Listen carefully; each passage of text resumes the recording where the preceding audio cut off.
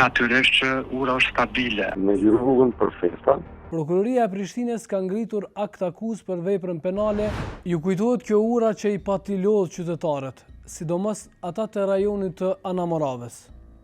Ne patëm raportu që qeveria e Kosovës, konkretisht Ministria e Infrastrukturës, e pati lëshuar në qarkullim pa kryer testimin e saj.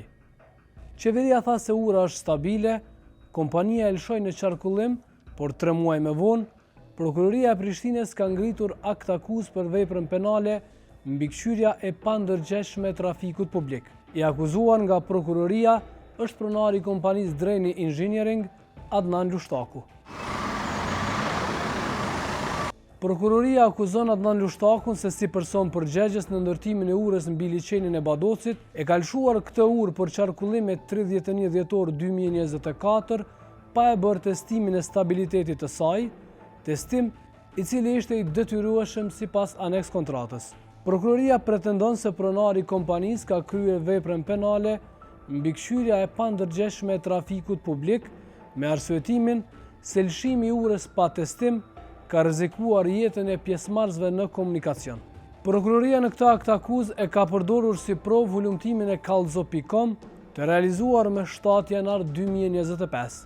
I akuzuari ka pranuar para prokurorit se ura është lëshuar për qarkullim pa pranim teknik, por nuk ka pranuar veprën penale me të cilën ngarkohet.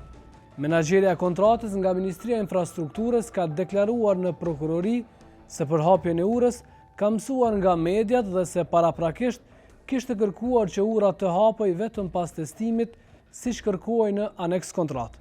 Pavarësisht se akt akuza është ngritur që gati 8 muaj, ende asnjë seancë gjyqësore në lidhje me këtë rast nuk është mbajtur, madje as seanca fillestare. Ura mbi liçenin e Badocit, e cila ishte asfaltuar 355 ditë pas nënshkrimit të kontratës, ishte hapur për qarkullim të automjeteve me 31 dhjetor 2024.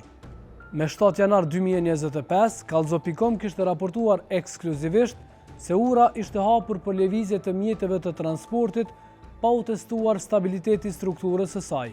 Përmes telefonit, tashmë i akuzuari kishte thënë se ura ishte hapur për shkak të festave të fundvitit dhe se testimi do të kryhet në një afat tjetër.